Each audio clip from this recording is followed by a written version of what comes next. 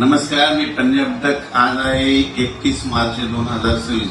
मी म्हणलं होतं ना 30 तारखेला राज्यामध्ये प्रत्येक जिल्ह्यात वादळी वाऱ्यासह पाऊस पडणार. तर ठिकठिकाणी गारपीट देखील झालं, शेतकऱ्याचं अतोनात नुकसान झालं. आणि आता मग शेतकऱ्याची परत फोन येईल की हे पाऊस कधीपर्यंत आहे. तर राज्यातल्या सर्व शेतकऱ्याला सांगू इच्छितो की त्या मागील अंदाजात सांगितलं की राज्यामध्ये 3 तारखेपासून 3 एप्रिल पर्यंत पाऊस पडणार आहे. तर सांगायचं झालं तर 31 तारीख 1, 2, 3, 4 एप्रिल आणि 5 एप्रिल पर्यंत राज्यामध्ये असाच अवकाळी पावसाचा सावट राहणार आहे. म्हणून अंदाज सर्व शेतकऱ्यांनी लक्षात द्यायचा. मग सांगायचं झालं तर आज देखील म्हणजे आज 31 मार्चला देखील आज देखील मराठवाड्यामध्ये विदर्भामध्ये आज देखील पाऊस पडणार आहे. तिकडे उत्तर महाराष्ट्राकडे देखील असणार आहे. म्हणून हा अंदाज लक्षात द्यायचा. त्याच्यानंतर आणखीन खरा जास्त पाऊस तुम्हाला एक सांगू इच्छितो. 2 एप्रिल आणि 3 एप्रिलच्या दरम्यान आणखीन जरा वादळी वाऱ्यासारखा गारपिटीसह पाऊस पडणार आहे. म्हणून तुम्हाला एक सांगू इच्छितो. नंदुरबार जिल्हा झालं, धुळे जिल्हा झालं, नाशिक जिल्हा झालं, मुंबई, ठाणे, त्याच्यानंतर इगतपुरी, नाशिक, त्याच्यानंतर अहिल्यानगर, त्याच्यानंतर जालना जिल्हा झालं, संभाजीनगर झालं, जळगाव जिल्हा झालं, धुळे, नंदुरबार, जळगाव, बुलढाणा जिल्हा, अकोला जिल्हा, अमरावती, वर्धा, नागपूर, भंडारा, गोंदिया, चंद्रपूर, यवतमाळ, वाशिम, हिंगोली, नांदेड, परभणी, लातूर, जालना, बीड, धाराशिव,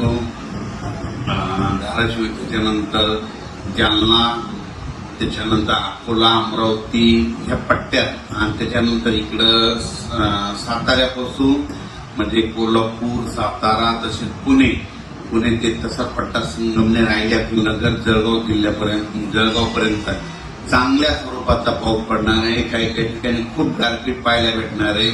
गारपीट देखील होणार आहे. म्हणून ज्यांचं कांदा असेल, गहू असेल त्यांनी काळजी करून घ्यावी.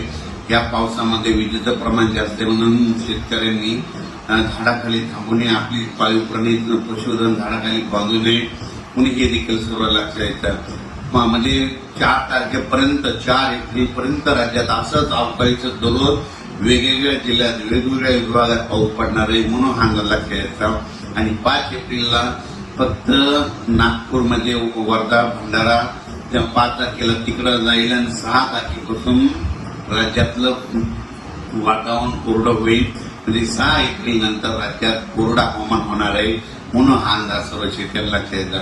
पण आणखीन पण 31, 1, 2, 3, 4 तारखेपर्यंत 5 दिवस पावसाळ्यासारखा पाऊस पडणार आहे. खूप ठिकाणी गारपीट होणार आहे.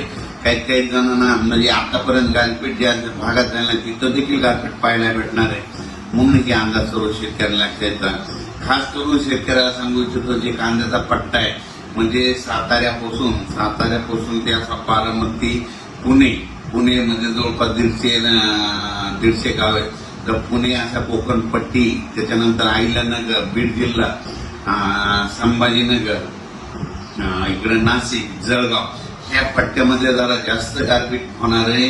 म्हणून हा अंदाज त्या कांद्याच्या शेतकऱ्यांना लक्षात द्यायचा. आपण आपले कांदे असतात तर काढून झाकून ठेवायचे. म्हणजे हे देखील त्या शेतकऱ्यांना लक्षात द्यायचं. मराठवाड्यात देखील गारपीट होणार आहे. मराठवाड्यात देखील काय होणार आहे, परभणी जिल्ह्यात इकडे पालम तालुक्यामध्ये, इकडे नांदेड भागामध्ये होणार आहे. इकडे जिंतूर, वालूर जिंतूर परिसरामध्ये होणार आहे. हे देखील मराठवाड्याच्या परभणी जिल्ह्यातल्या शेतकऱ्यांना अंदाज लक्षात द्यायचा. त्याच्यानंतर लातूर जिल्ह्यात देखील काही ठिकाणी गारपीट होणार आहे. म्हणून हे देखील लातूर जिल्ह्यातल्या शेतकऱ्यांना अंदाज लक्षात द्यायचा. बीड जिल्ह्यात देखील कडा, आष्टी, इकडं पाथर्डी भागामध्ये, त्या भागात पैठण ह्या परिसरात देखील काही ठिकाणी गारपीट होणार आहे. म्हणून हे अंदाज शेतकऱ्यांनी लक्षात द्यायचा.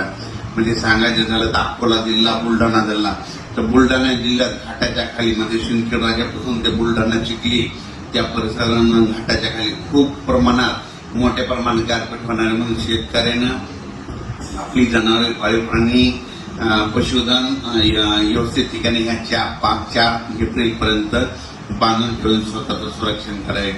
अकोला जिल्ह्यात देखील गारपीट होणार आहे. अमरावती जिल्ह्यात देखील होणार आहे.